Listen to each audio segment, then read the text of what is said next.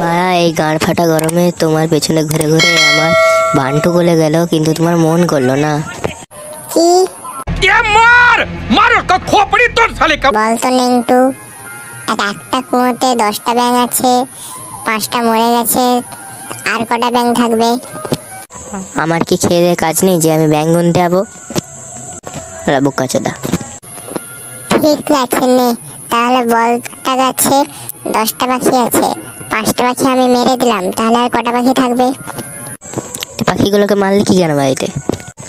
তুই মারলি কেন পাখিগুলোকে? তোকে মানে একটা প্রশ্নের উত্তর দিতে হবে না, পালা।